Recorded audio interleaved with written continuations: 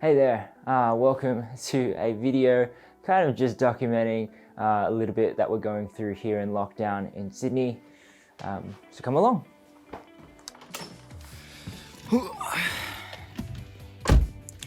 So some things you got to make sure you have when you leave the house is a mask, of course.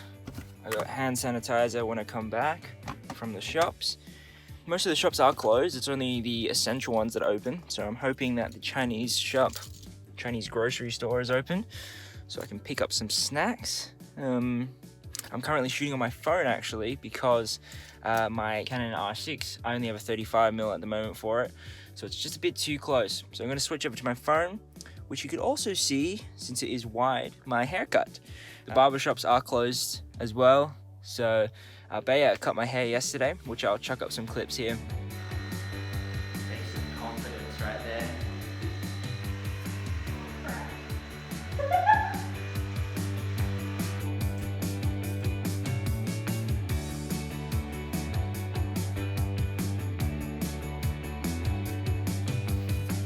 If you like a haircut, call us now.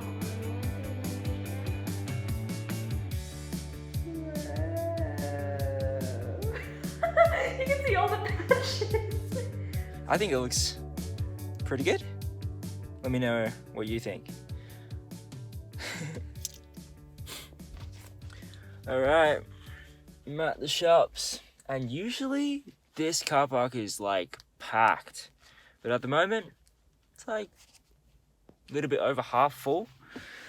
It's pretty wild. I'm gonna grab a bag and head in.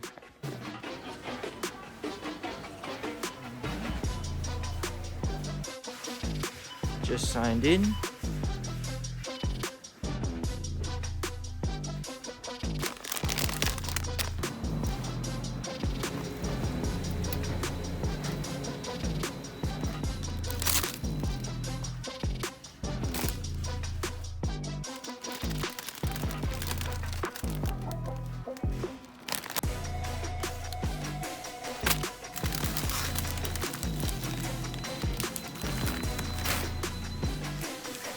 I think that's pretty much it.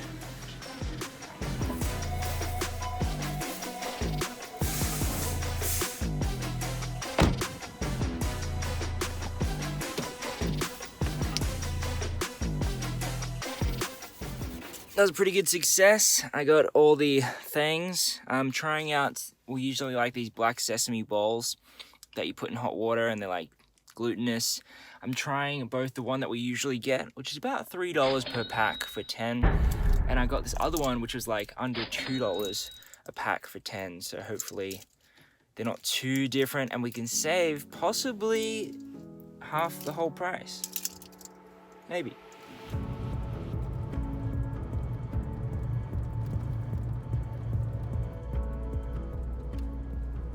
One thing I do love about driving is listening to podcasts, and at the moment I'm listening to How I Built This by NPR. Bea actually got me onto it, and there's one about Ava. She's a filmmaker, and she actually directed When They See Us. It's a show on Netflix. It's really good. I watched it because I really like the cinematographer, but now it's cool to know a bit more about the director as well.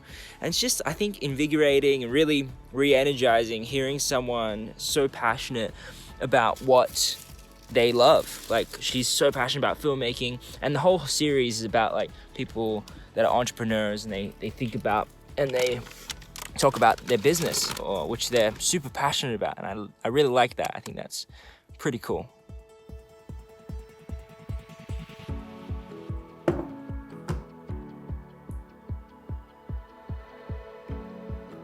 Oh damn, this cup has a crack in it.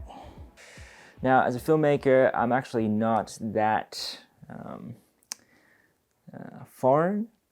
I don't think that's the right word, but I'm not a stranger to working from home. This is my usual desk setup, and it's pretty good. The monitor is ultra wide, which is great. It's not 4K, it's almost 4K. That is definitely something I got flamed with in my previous videos. I recently got this monitor for free from my church, which it's just an old crappy monitor. It doesn't have HDMI, and that's one of the reasons they didn't want it. So I got an adapter and plugged it into my computer. It's totally not color accurate. I can't even calibrate it because it doesn't go to the brightness level that they need. Down below, I got my PC. It's a machine. It has a 2080 graphics card in it, an AMD, I believe 3900. It's the one with like, I think 8 or 12 cores, and I have 64 gigs of RAM. On the more interesting note, I do have an NTG USB as well for a lot of the Zoom calls we're getting onto at the moment. So I have an NTG USB for audio, and actually plug in my Canon R6 with this USB-C cable and just plug it straight in, and it actually registers my Canon R6 as a webcam, which is really cool. I think in the future I would probably just like to get a webcam. It's just probably like an easier setup. I don't have to worry about the Canon R6 battery, but the mouse pad is phenomenal. It's a Steel Series 1-ish meter, and the mouse and keyboard is a Logitech mouse, but the keyboard is just like a crappy wired mouse. It does the job though. Also on my desk, I have 2 books. One of them is Everybody Writes, which is a more reading focused book or content, and it's actually helped quite a lot. One of the tips I think that is the biggest that stands out to me was just losing your intro. A lot of people like to give a lot more context than they actually need to. So she normally says, like, write down your whole thing and then see if your story makes sense without the intro. And most of the time it does, to really get to the point, and it leaves the viewer a little bit more satisfied as they don't have to read so much to absorb the same information. And the second book I just started reading, it's How to Win Friends and Influence People. Sounds like quite a manipulative title, but it's pretty good nonetheless. It's kind of just how to be a better human being, how to be more empathetic with others. Well, that's what I've picked up so far reading the first chapter.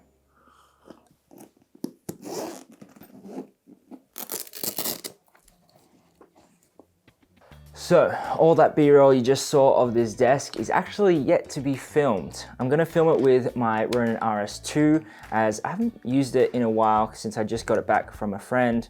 But I also wanted to test out this new setup with my Small HD 702 Bright,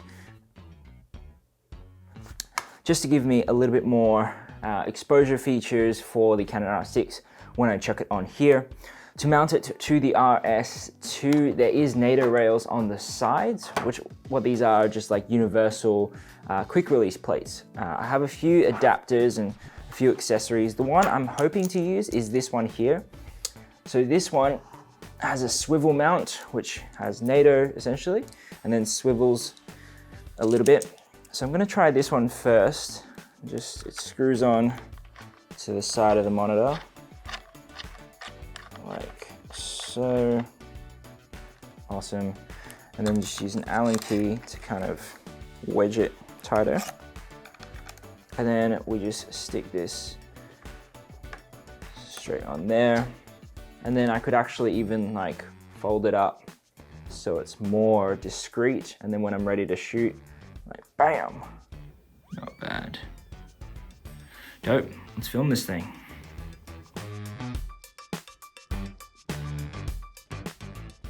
This rig worked like a charm. Definitely having a monitor with waveforms and just a bigger screen allows you to kind of get focus and get exposure a lot better. So that's pretty much all I've been up to during lockdown, getting haircuts at home, going rarely out to the shops, making more videos, editing. And I've also been playing some games. I've been playing Borderlands 2, online Catan. I heard there's Dominion online as well, so that should be fun. And I've been playing some PUBG with my friend Horace in Hong Kong.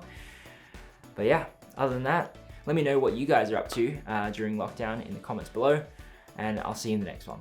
Thanks, bye.